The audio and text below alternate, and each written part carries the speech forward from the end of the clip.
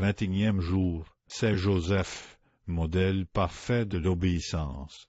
Bien que ce Joseph n'ait pas prononcé de vœu d'obéissance comme il l'a fait pour la chasteté, il demeure le modèle accompli de cette vertu. Chargé de commander dans la Sainte Famille, tout en accomplissant sa mission paternelle envers Jésus, il fut aussi son fidèle disciple.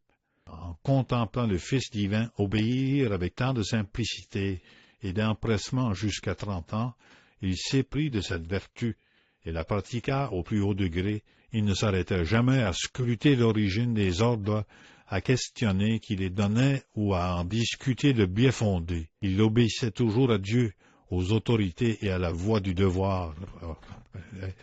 Quand Dieu lui commanda par un ange de ne pas s'éloigner de Marie, malgré le mystère de sa maternité qui dépassait son entendement, il obéit aussitôt. Quand il reçut l'ordre de fuir en Égypte dans les circonstances les plus cruelles qui auraient pu le plonger dans l'angoisse et l'anxiété, il obéit sans un mot de révolte ni la moindre hésitation.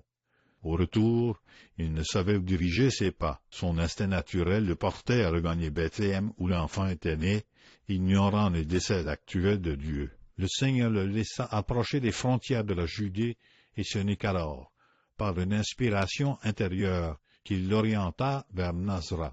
On aurait pu sans doute l'avertir plus tôt, mais c'est Joseph se complaisait dans les sacrifices de l'obéissance. En tout cela, son obéissance fut simple comme sa foi, humble comme son cœur, propre comme son amour. Elle s'étendait à tout, ne négligeait rien, elle était universelle. C'est Joseph resta fidèle à tous ses devoirs, le devoir avant tout. Ce fut sa règle de conduite. Il aurait sacrifié la joie de vivre près de Marie, comme il sacrifia son repos à Nazareth par devoir.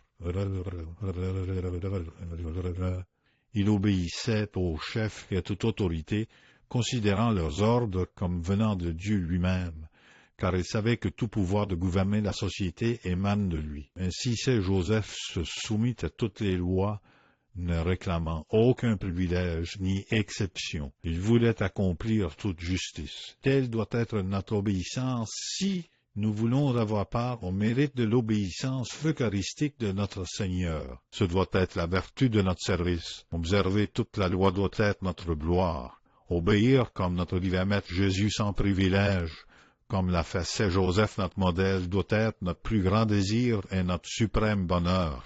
Inspiration. Saint Joseph, obtenez-nous la grâce de participer avec vous à l'obéissance parfaite de Jésus dans l'Eucharistie.